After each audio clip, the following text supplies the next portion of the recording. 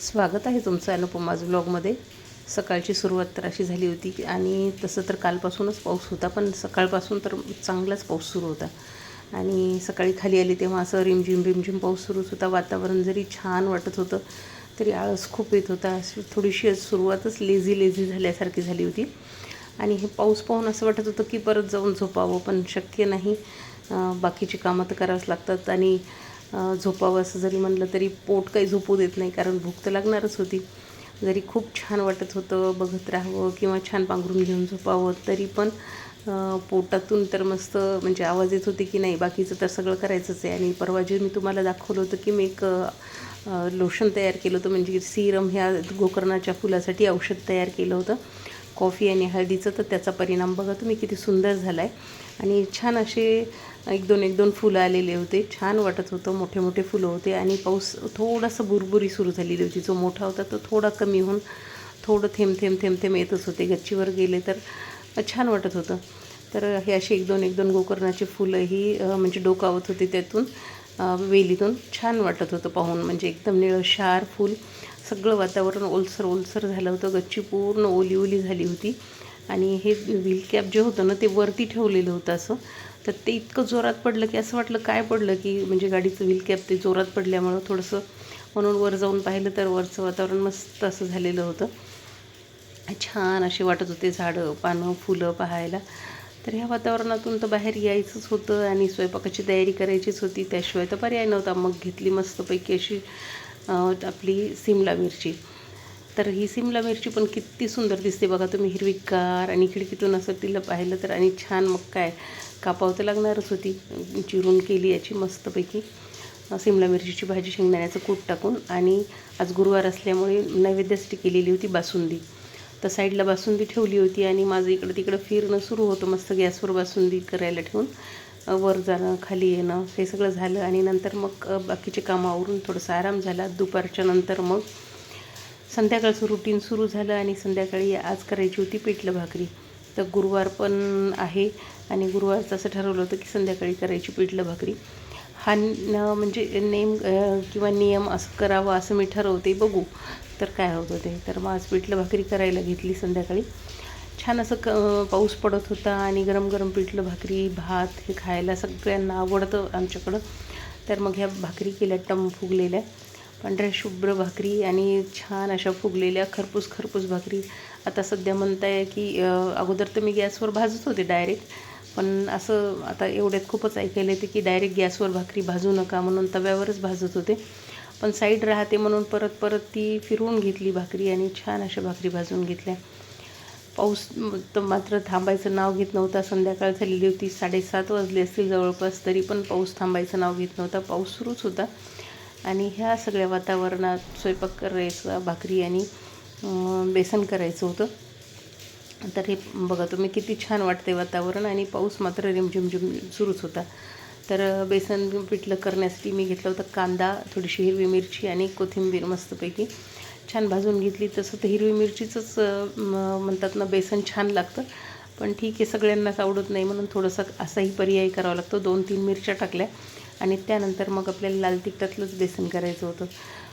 बेसन हा प्रकार असा आहे ना, म्हणजे पिठलं हा प्रकार असा आहे की प्रत्येकाला, म्हणजे जवळपास मी असं मला तरी वाटते की 80% लोकांना हा पिठला हा प्रकार नक्कीच आवडत असेल. जेव्हा आपण कुठून बाहेरून येतो बरेच दिवस राहून आणि तोंडाला चव नसते, तेव्हा आपण हमखास असं म्हणतो की नाही आज मस्तपैकी पिठलं भाकरी करूया आणि खाऊया, तोंडाला चव येईल. तर मग हे कांदा आणि मिरची खरपूस झाल्यानंतर मग टाकली होती त्यात भरपूर अशी कोथिंबीर. कारण कोथिंबीर नुसती जर वरून टाकली ना तर त्याचं म्हणजे तेवढी टेस्ट येत नाही, पण जी तेलात अशी जर आपण फ्राय केली ना कोथिंबीर तर तिची टेस्ट खूप छान येते. तर पिठल्याची महती अशी आहे की म्हणजे तोंडाला चव नसली की मस्तपैकी खमंग असं पिठलं केलं की पिठलं भाकरी खाल्ली की खूप छान वाटतं, पोट भरून जेवण केल्यासारखं वाटतं. आणि आपण सगळ्यांना माहिती की आपले गजानन महाराज आहेत, त्यांच्या नैवेद्याला पिठलं भाकरीचं खूप मान आहे. तर असं ही पिठल्याची ख्याती. आणि मग साईडला म्हणजे पिठलं करायला ठेवलं, आदन झालं आणि त्या बाजूला ठेवले होते पापड तळायला. तर तेल खूप छान असं गरम करून घेतलं आणि साईडला पापड तळून घेतले तोंडी लावण्यासाठी. आणि गुरुवारचं संध्याकाळीच म्हणलं चला आता नैवेद्य वगैरे करता येईल, कारण गुरुवार संध्याकाळी सोडायचा होता. त्यामुळं मग सगळं आणि बासुंदी वगैरे सकाळीच करून घेतलेली होती. थोडंसं आळसट दिवस होता पण मस्तपैकी तरी संध्याकाळी मात्र मग फ्रेश झाले होते चांगलीच. त्यानंतर मग हे सगळं करून घेतलं. एका साईडला पापड तळून घेतले आणि मग पापड तळल्यानंतर मग पिठलं हटून घ्यायचं होतं. तर बऱ्याच ठिकाणी काय होतं की पिठलं करताना अगोदर म्हणजे बेसन पीठ जे आहे ते पाण्यात घालून घेतात. थोडंसं आपण कढीला करतो तशा पद्धतीचं असं म्हणजे तयार करतात आणि नंतर फक्त फोडणीमध्ये ते पाणी सोडून मग त्याला हटत बसतात. पण तशा बेसनात आणि ह्या बेसनात खूप फरक लागतो. आता उकळी आलेली होती आणि हे बेसन मात्र मला हटून घ्यायचं होतं. तर पूर्वी आपल्याकडे काय असायचं की गोळे होऊ नये म्हणून एक काडी असायची तुराटीची. म्हणजे तुराटी म्हणजे जे तुरीचं आपलं पीक येतं त्याची एक असे सगळं काढल्यानंतर ज्या कडक अशा काड्या राहतात पीक वगैरे सगळं काढल्यानंतर तर त्याची एक अशी काडी केली जायची पिठलं हाटण्यासाठी. आणि त्या तुराटीच्या काडीनं जर पिठलं हाटलं तर गोळे होत नाहीत असं म्हणायचे. आणि खरंच ती प्रथा छान होती. त्यानंतर आता आपल्याकडे आहे विस्क, पण मला विस्कपेक्षाही चमच्याने जरी मी हाटलं तरी गोळे होत नाहीत एवढं मला कॉन्फिडन्स आहे. तर मग मी हे पिठलं हाटत होते चमच्याने. आणि तुराटीची काडी कशी ती वाळवून छान अशी त्याला तेल लावून मस्त केल्या जायची. तर अशा पद्धतीने मी हे पिठलं करून घेतलं होतं. नंतर मग हे गोळे फोडायला घेतले होते आणि सगळे गोळे फोडल्यानंतर खूप छान याला होऊ द्यायचं असतं पिठल्याला.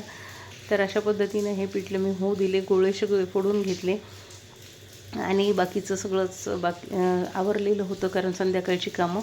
आणि मग नंतर थोडीशी लावली डाळ खिचडी. तर ही शिट्टी होताना तुम्ही पाहताय की बाहेर येते. तर तुमचं पण असं होतं का बाहेर येतेच का? तर आणि जर येत असेल तर तुम्ही त्यासाठी काय करता नक्की कॉमेंटमध्ये सांगा. त्यानंतर संध्याकाळी लाईटमध्ये काय झालं, नंतर सगळं आवरल्यानंतर जेवण वगैरे हे जाळे खूप दिसत होते लाईटमध्ये. तर मग हे सगळे जाळे रात्रीच थोडेसे काढले कारण हे रात्री खूप चमकत होते आणि दिवसा इतके दिसत नाहीत. पण रात्री लाईटमध्ये याला खूप छान दिसत. हा जुना झाडू घेतला आणि ते सगळे जाळे वगैरे काढून घेतले. त्यानंतर मग कपबशा धुणं वगैरे सगळी कामं झाले आणि हातांकडं पाहिलं तर इतकं बेकार वाटलं की हात खूप रखरख दिसत होते. आणि बरेच दिवस झाले हात असे माझे खूप ड्राय झाले होते. तर म्हणलं हातासाठी काहीतरी करणं आवश्यकच आहे. खूप ड्राय वाटत आहेत हात बरेच दिवसापासून. तर मग आज काय करायचं, त्यासाठी मग एक लोशन करायचं असं ठरवलेलंच होतं. खूप दिवसापासून म्हणत होते करायचं, पण कंटाळा केला की कंटाळाच होऊन जातो. मग त्यासाठी मी घेतलं होतं हे लोशन करण्यासाठी थोडंसं खोबरेच तेल, गुलाब पाणी आणि मग गुलाब पाणी. त्यानंतर मग आपल्याला घ्यायचं होतं ग्लिसरीन. तर हे 3 पदार्थ घेतले होते. त्यानंतर मग लिंबूचा रस. तर हे सगळं घेतलं. गुलाब पाणी म्हणजे ग्लिसरीन घेतलं होतं पूर्ण 1 चमचा भरून. त्यानंतर मग आपलं जे खोबऱ्याचं तेल आहे आपण वापरतो ते घेतलं होतं 1 चमचा भरून चांगलं. आणि गुलाब पाणी मात्र जास्त घ्यायचं आहे आपल्याला, ह्या दुप्पट घ्यायचं ह्या दोन्हीच्या. तर गुलाब पाण्याची बॉटल ही माझी संपतच आलेली होती. गुलाब पाणी संपतच आलेलं होतं. तर मग मी जवळपास पूर्णच ते गुलाब पाणी यासाठी वापरून घेतलं कारण 2 चमचे होतंच ते जवळपास. तर मग ते सगळं पाणी वापरून घेतलं आणि त्यामध्ये अर्धा चमचा आपल्याला लिंबाचा रस घ्यायचा आहे. बी पण पडत होतं पण बी नंतर मी काढून घेतलं होतं ते. तर अशा पद्धतीनं ह्या 4 पदार्थ एकत्र मिसळून हे हातासाठी छान असं लोशन करून घेतलं. हात खूप घाण वाटत होते बरेच दिवसापासून. तर मग हे सगळं छान असं मिक्स करून घेतलं, भरपूर मिक्स केलं त्याला. आणि जी गुलाब पाण्याची माझी बॉटल जी आहे ती रिकामीच झाली होती, त्यामध्ये हे सगळं ओतून परत एकदा छान असं मिक्स करून घेतलं आणि हे लोशन मी तयार केलं. तर हे लोशन तुम्ही नक्की तयार करा. बाकीची क्रीम लावण्यापेक्षा तर हे खूप छान आणि हे असं खूप चिपचिपही वाटत नाही आणि चिकटही होत नाही. तर हे सगळं तयार केल्यावर मी माझ्या जी गुलाब पाण्याची बॉटल रिकामीच होत आलेली होती त्यात हे सगळं भरून घेतलं आणि परत एकदा छान हलवलं. आणि मग हे सगळं आपल्याला हे एकत्र करून जे बनवलेलं मिश्रण आहे ते आपल्याला रात्री झोपताना आपल्या हातावर लावून घ्यायचं आहे. खूप छान हात होतात, चमकदार होतात. माझे हात तर खूप छान घाण झालेत खूप दिवसापासून. तर हे असं लावून घेतल्यावर पाहतात मी हातावर असं एक ओलावा राहतो आणि हात छान राहतात. तर अशा पद्धतीने माझा आजचा दिवस गेला. तुम्हाला माझा दिवस कसा वाटला नक्की सांगा आणि हे लोशन करून पहा आणि कुकरच्या शिट्टीचं जे मी तुम्हाला विचारलं तेही मला नक्की सांगा. तर चला भेटू, बाय.